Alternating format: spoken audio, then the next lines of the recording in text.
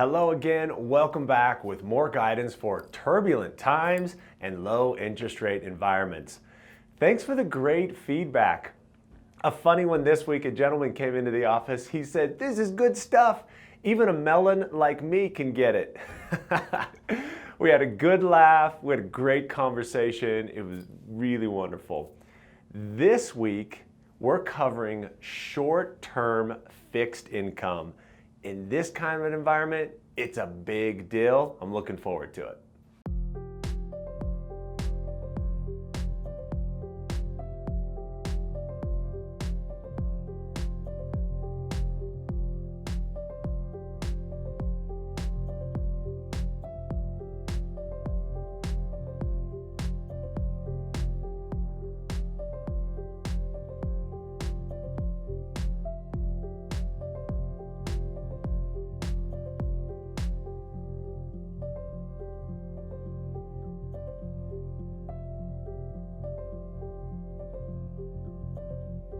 Hello everybody, I'm Telton Hall at Advanced Financial Planning in Cedar City, Utah, where our team, we help upper middle class and affluent families accomplish their retirement goals. Prolonged low interest rates are a game changer. So this is our 7th video in a series designed to help address the most common questions, concerns, and particularly misconceptions around retiring in a low interest rate environment. This week, we'll continue with how the Fed rate and monetary policy impact the rates that consumers really end up with in their everyday lives. So early on, we covered mortgages and debt. Last time, we started with savings and CDs, and we left off with the idea that if you can really dial in the goal, objective, and the time frame of your savings, then that allows us to pair up true blue savings or emergency fund accounts with other alternatives that are more like extra reserves in order to get an overall higher yield. Today, we'll explore some of those alternatives. I'm super excited about it. By way of a strong reminder, I'm not recommending you use any of these products or investments that we discuss in this video or any video. I don't know your situation nor your goals yet, so these are all just educational concepts. They're not to be construed as any type of advice. We love giving advice to help our clients accomplish their dreams. We love that a bunch. Along those lines, I voluntarily became a fiduciary years ago because it's pretty straightforward in my mind. You just always do what's right for each person. In these educational videos, we're not making any of those personalized, individualized recommendations that we like so much. We're just trying to provide good information to help you make more informed decisions. So with that reiterated, let's talk bonds. Bonds, or fixed income as they are sometimes called, really fall into this. There's a textbook concept with bonds that's considered a lever and a fulcrum. So this conversation will focus on interest rate risk or interest rate sensitivity. As interest rates go up, the value of a bond goes down in the open market. So if here's our fulcrum, here's our lever, we'll use that to get us started. Let me explain. If I buy a bond today for $1,000, and let's say it pays 4%, let's say that I want to sell it tomorrow instead of holding onto it all the way out to maturity. If I bought it here and interest rates are the same, then I can turn around and still sell it for $1,000. But if new bonds are at 3%, so interest rates have gone down, then what's that going to do to my fulcrum? I'm going to be able to sell that for more than what I bought it for. But if new bonds are now paying 5%, meaning interest rates have gone up, then the value that I'm able to sell that for is going to be less out in the open market. How much less, you ask? Well, that's a great question. It's like a lever. So the longer my bond is, it's called duration, the more it's going to fluctuate. Here's a chart that illustrates the basic effects of duration, meaning how long a bond is, and a 1% interest rate change. You can see that interest rate decreases, or in this illustration, it's actually an interest rate increase, how they affect the value of a 6-year bond on the far right, much more than a 2-year bond, and even less on an ultra short duration bond, which is over on the left of the chart.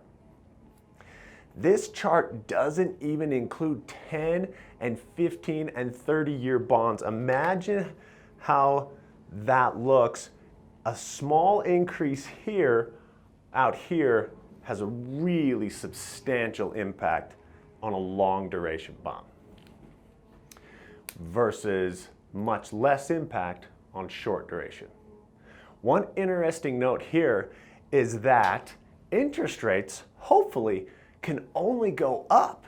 So that, it could be a ways into the future, but when it happens, it might be really ugly if you're in long-term interest rate sensitive bonds because you're trying to get a little more yield because the longer bond will pay you a little bit more.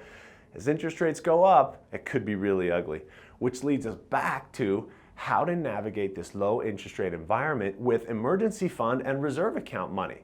For true blue emergency fund money, I lean towards using FDIC insured accounts like money market and high yield savings like we talked about last time. But for that reserve portion that you still want it liquid, you still want it accessible, and we want to keep it conservative. Remember, it's still your second line of defense protecting your retirement. It's still this buffer between your retirement assets and life happens. So we want to keep it accessible and we want to keep it conservative, but understanding interest rate sensitivity and the risk associated with that. A minute ago, you might have been tempted to go for a longer duration bond because maybe you can get 4 or 5% yield off of that. That could be fine to go that route if you're comfortable with those potentially large fluctuations in your account value. I would throw out the idea that there's a middle ground between intermediate and long-term bonds and your savings and your CDs accounts that are called short-term or short duration, or sometimes they're called ultra-short bonds. The reason that folks use these funds are to try to get additional, maybe 1, maybe even 2% above what they can get in a CD or a high-yield savings or a money market. So that's good. That's great. These assets could have an important place in navigating this low interest rate environment. With the right amount of funds that have the right time frame to hold them, they can be great. So also part of being an informed investor is to remember what ultra short funds are not. Frankly, run away from anybody that promises you a greater return, which is why we're using ultra short, and they're saying there's no additional risk. By their nature, they're trying to get more yield. So an ultra short bond fund is going to have more risk than a CD or a savings account. Namely, they're not FDIC insured. All short duration funds are not the same. So you have to dig into the underlying holdings. So then, if you can get comfortable with the holdings and the risk, because it's going to be some fluctuation, it's going to be way less than a long-term bond.